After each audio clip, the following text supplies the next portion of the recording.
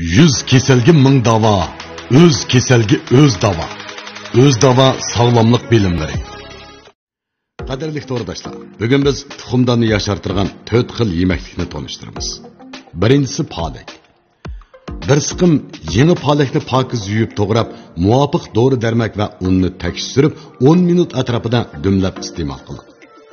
Palak tarkibida mol yo'pirmoq kislotasi bo'lib, doim iste'mol qilganda tuxumdan rak paydo bo'lish nisbatini tovanlatgili bo'ladi. Yana tuxumdanni oziqlantirib, homildor bo'lishga nihoyat foydali. Ikkinchisi sabzi. 2 tal sabzini pokiz yuvib to'g'rab, qozonga suv qo'yib qaynatgandan keyin sabzini selib pishirib iste'mol qilishga bo'ladi. Sho'rpisini issimi bo'ladi.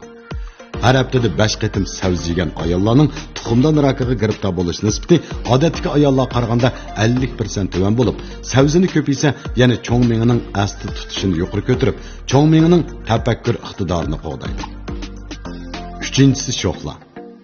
2 tal sho'xlani pokiz yuvib to'g'rab, oq shakar aralashtirib iste'mol qilishga bo'ladi. Shirnisini issimi bo'ladi. Sho'xli tarkibida mol vitamin bo'lib, doim iste'mol qilganda oziqlik to'liqlab, tuxumdan rakiga giribtor bo'lish nisbatini tovanlatadi. Tuxumdanning sog'lomligini qo'g'dab, teximi yashartadi. To'rtinchisi seriq burchaq. Bir siqim seriq burchaqni avval suvga bir kecha chilab qo'yib, atdaganda suzib olib, suvda pishirib, ondan burchaq suti chiqarish mashinasida iste'mol qilishga bo'ladi. Uzun vaqt oqsilliq yemekliklarni iste'mol qilganda ayollarning tuxumdaniga nisbatan qo'g'dash rolini o'ynaydi.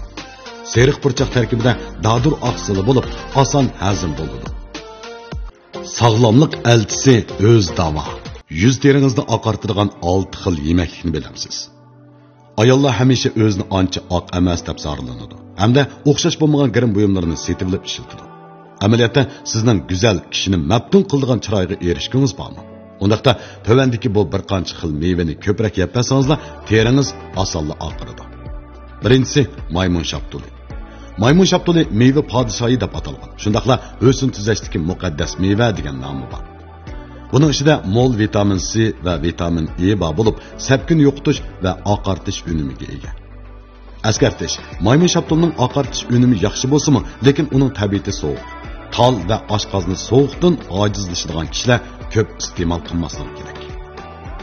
Ikkinchisi limon. Limon bo'lsa o'sin go'zallashtirish mevasi. Limon tarkibida mol vitamin C va mol kalsiy bor bo'lib, terini unumlik oqartadi. Oqartib qolmay, teri rangining asli holatini saqlaydi.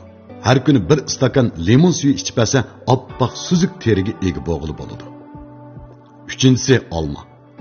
Olma tarkibida oqsil va mineral moddalar ko'p. Bu terining oksidlanishga qarshi turish iqtidorini kuchaytirib, terining oq ham siliq bo'lishini ilgari suradi. Doim olma iste'mol qilganda, ya'ni teridagi yo'shirin yara izlarini, sapkun va qoradog' qatorliq ahvollarni sustlashtiradi. To'rtinchisi haymon tuz.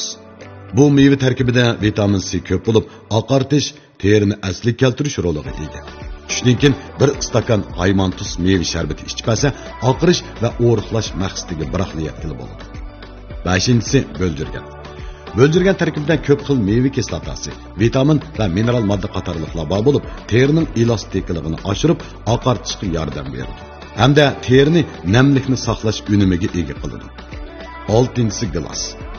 Gilos tarkibida mol vitamin C bor bo'lib, terini namxush qilib, qora pigmentning hosil bo'lishiga qarshilik ko'rsatadi.